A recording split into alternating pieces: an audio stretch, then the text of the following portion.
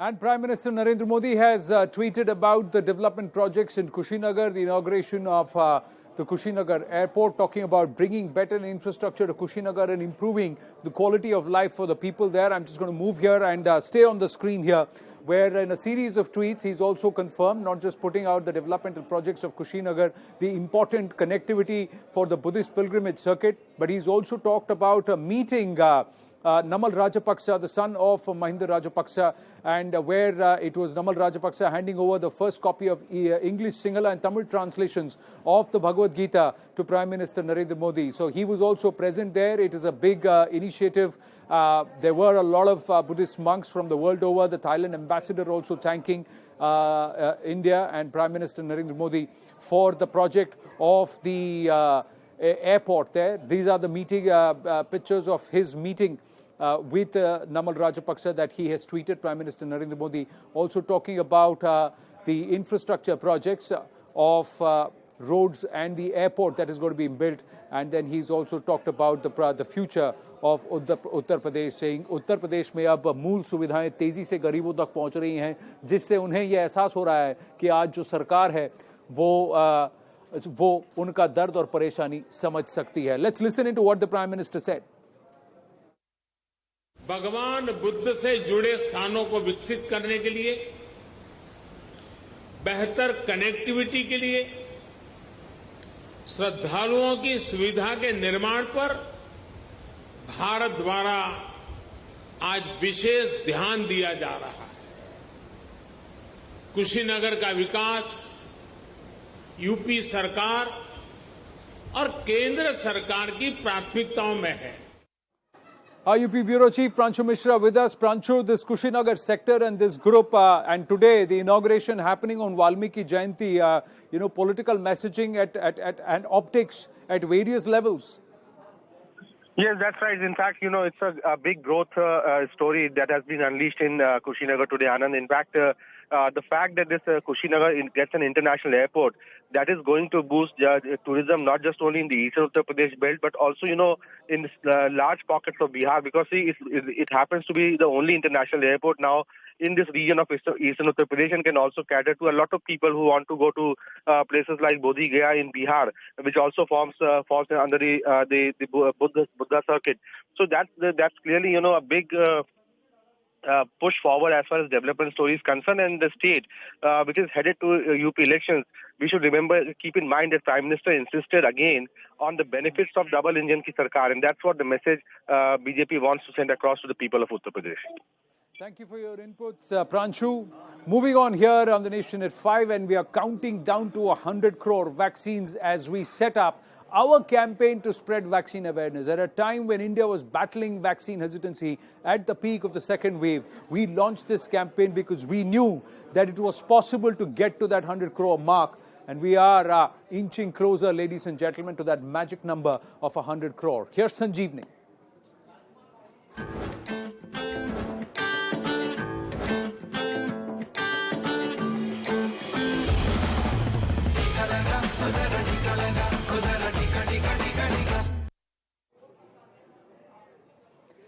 As India moves and marches towards the 100 crore mark, we started this edition of the Nation at 5 with about 47 lakh vaccinations and counting down.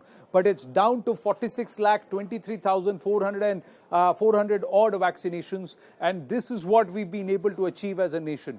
We've been able to ensure that people are able to tide over vaccine hesitancy. We even stopped export of vaccines so that we could vaccinate our people.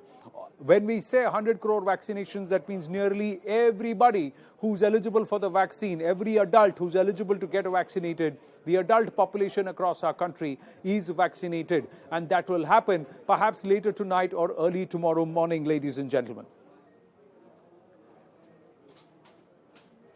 Joining us now, Dr. Vishweshwar, medical officer with us. Vishweshwar ji, namaste. It must be such a proud feeling.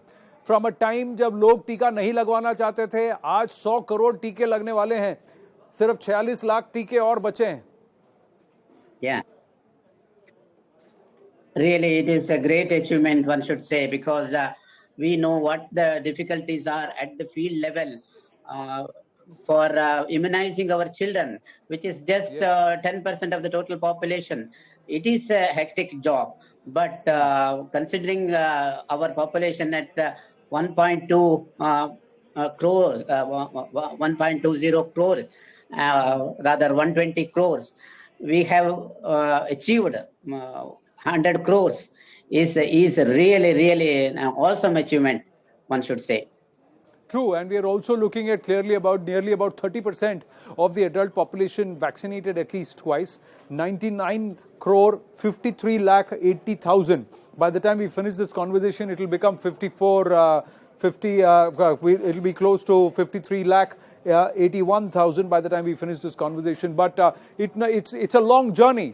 It's not been easy. You must have gone through various hassles, various doubts which people would have had that fueled hesitancy. What are the kinds of challenges that you encountered? First and foremost was the hesitancy in taking the vaccine. There were a lot of misconceptions about the vaccine, about the effectiveness of the vaccine, about the side effects of the vaccine, and about the necessity. Is it really necessary to have the vaccination done? Those kinds of prejudices were there, misconceptions were there. So in the rural areas, we had to struggle a lot during the early days to vaccinate the people. But we did it actually through various multi-faceted programs.